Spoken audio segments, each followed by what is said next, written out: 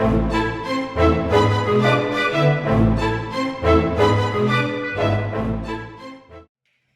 the goal of this video is to kind of showcase how Spokane is trying to become a more sustainable city.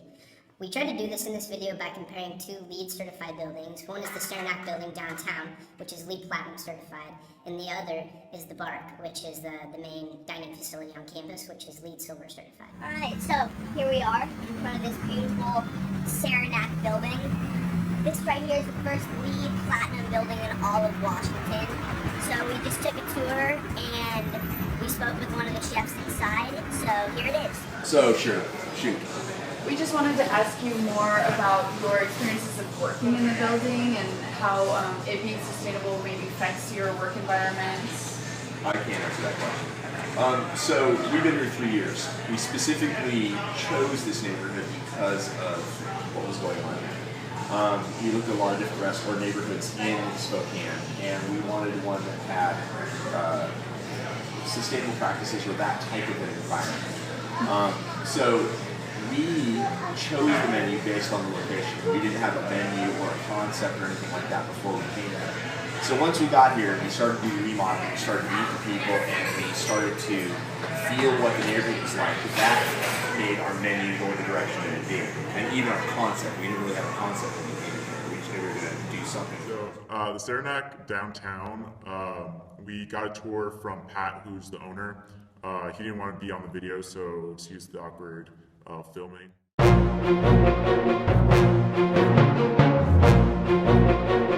So these are our tanks. Each one's 2,000 gallons. We have 6. So when you come in, this far end, all we had is this thing right here, this trough. Yeah. And this is where the spring fills up.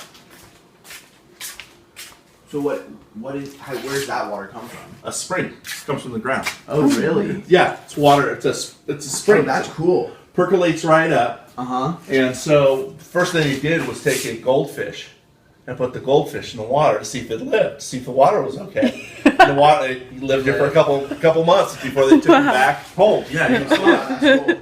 And so we use this water, which has been tested and is pure. Is it aquifer water? Yes, it is. So this goes to flush our toilets. Oh. So 3 of these tanks are dedicated to flushing toilets. So that's free water. That's water that would have been wasted right out to the sewer. Yeah. That we actually get to use. Yeah. All right. So, and then the other thing is the other 3 tanks we have are rainwater catchment.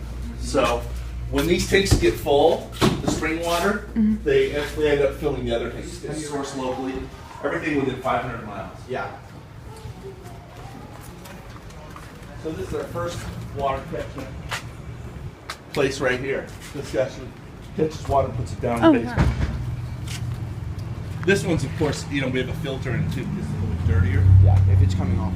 So this material here, this metal material, Yeah. any guesses what that is? My first guess would be like tin or something. Looks. It's recycled. It's from cars. Oh, That's really? old car bodies. Yep. Oh wow. That's been recycled. Oh, that's cool. Isn't that cool? Same thing with the gutter system we have. All of it is All recycled stuff. What we did is add these windows so we cut down on the lighting needs, inside the hallway. So the light transfers here, transfers over the transom, so we get more light in this space. Of course, everything we use is either LEDs or, Some kind of Energy Star certified. Yep, absolutely. And then all of our paint's low VOC. So you don't, in fact, it's 100% VOC. You don't get any off-gassing. So you're not going to get sick because of our building, because our building is perfectly healthy. You got yourself some biking showers. Recycled Levi's. So it's Levi material is what we use to actually insulate all of our building. I don't know, this building anyway. So it's discarded when they make it in the process. They shred it, they put it into a vat, and then they treat it with a salt compound. And the salt keeps it 2 things. It's not flammable, so it won't burn. And then mice and rats don't like it. They won't use it. They won't eat it? They won't eat it. My office used to be, but they needed so much space that I had to give it up. So this is our solar array above your head. So So this solar array produces 16% of our yearly energy. It's the largest array, private array in Washington State. So this is the brown green room. So we've been putting water on this probably, it takes about 4 times a day when it's like this. And then you'll see it start greening up in the area. So it starts greening up, and then it will become vibrant green. We received a tour of the Bark from Dan. He's the head of the Sodexo department at the Bark, and he gave us a tour around, especially a part of the hydroponic garden, which is located in the back left corner of the Bark.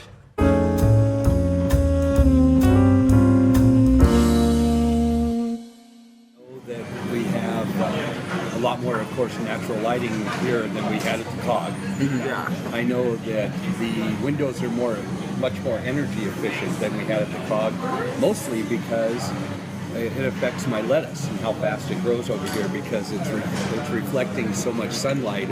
On the hydroponic stuff over here. Yeah, I had to put in grow lights Yeah. to supplement it because it wouldn't capture enough sunlight because the windows are so efficient. How much lettuce does that hydroponics thing provide? We probably harvest 30 heads a month, 40 heads a month. That's pretty good. Yeah, and I've switched over a lot to growing some herbs and growing. Right now, we've got a lot of tomato starts going in it. It's a lot more open. Yeah, you've got just a lot more open space, open lighting. And I've noticed that you have a lot of lighting zones. It kind of gets the lights are everything's- on brighter in the back than towards the front. You have most of the front and ones you off. can see where they can sense, the sensors can tell how much light's how coming much in. natural light's coming in, and they'll turn themselves down. So each light has a sensor. Well, bank of lights. Okay, yeah, Banks of lights. Cool. And so they'll turn itself off, and then everything's on a computer. What do you guys do with the leftover food or leftover materials? What's salvageable, what's good food, we donate to campus kitchens. We have a program called Lean Pack that we piloted it here at Gonzaga for our company about 2 years ago. And what it is, it's pretty simple. We have a scale in the back. It's all programmed with all the different cook's ID numbers, and it's programmed for different categories, whether it's a vegetable, whether it's a protein, whether it's a pasta. And then it's programmed whether it's an item that we would compost, whether it's an item we would throw away, which is nothing, and then an item that we would donate, say the campus kitchen. So let's say Similarity between the Bark and the Searnac. They both try to grow herbs and vegetables in-house. They both have tons of natural lighting, floor-to-ceiling windows, and they both try to buy local produce and other vegetables. the awareness on campus as far as sustainability efforts that I've seen over the last 8 years has just been remarkable. It really has. I came from Seattle.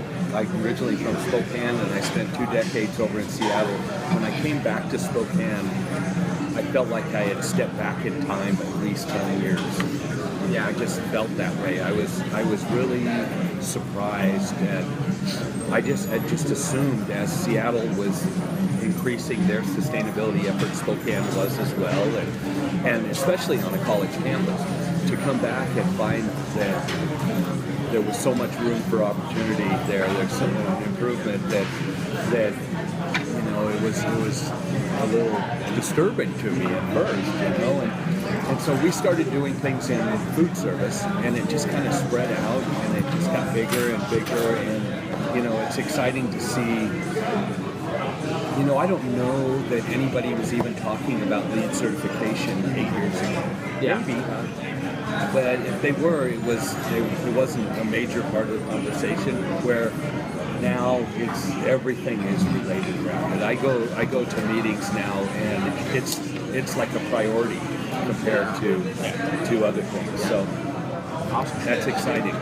Bark and the Searnac share progressive, sustainable techniques that should be adopted by restaurants all throughout Spokane.